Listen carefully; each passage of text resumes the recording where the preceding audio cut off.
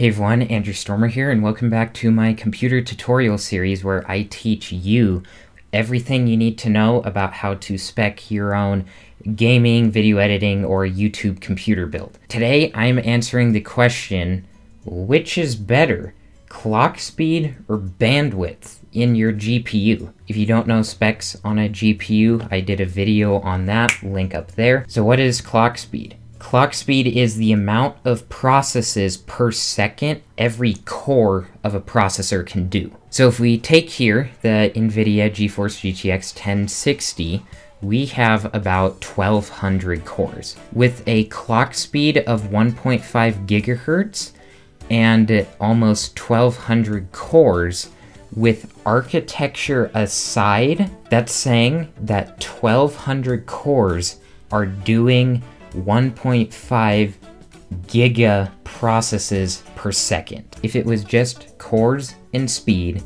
it would be super easy to say the more cores, the faster your GPU is, the faster your clock speed, the faster your GPU is.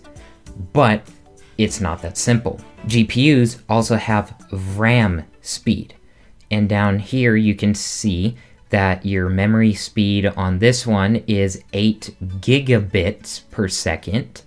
It has an interface width of 192 bits, and its bandwidth is 192 gigabytes a second. Memory speed, that's just how fast your RAM can actually run through stuff, but what we really want is the bits and the bandwidth. This is like the width of how much information can be sent to those cores at the same time. The more bits means the more can go through at the same time. So which is better, speed or bandwidth? Is it faster to send a 2-lane highway of cars at 80 miles an hour, or is it faster to send an 8-lane highway at 45 miles an hour? That's the analogy for this argument. Interface width and bandwidth is more important than speed. To make it a little bit more complicated,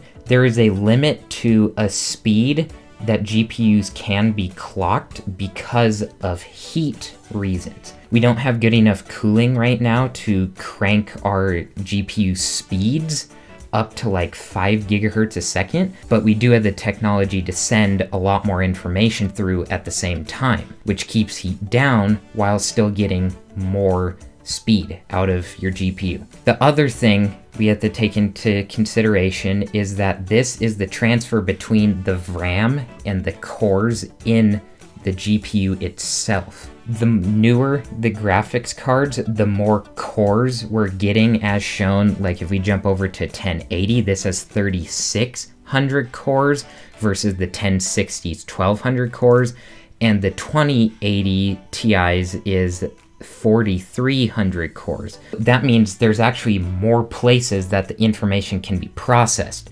and the bottleneck in the GPU is the amount of information getting to those cores. As we have more things that can process at the same time, if we kept the same bandwidth, a bunch of these cores up here wouldn't even be used. The bottleneck is the bandwidth and the interface width of how much is getting to those cores. When you're looking at a GPU, it's more important to look at your bandwidth and how much is getting through and the amount of cores that you have than the speed. The 1060 has 192 bits and 192 gigabytes a second and 1200 cores, when the 1080 Ti has 352 bits and 484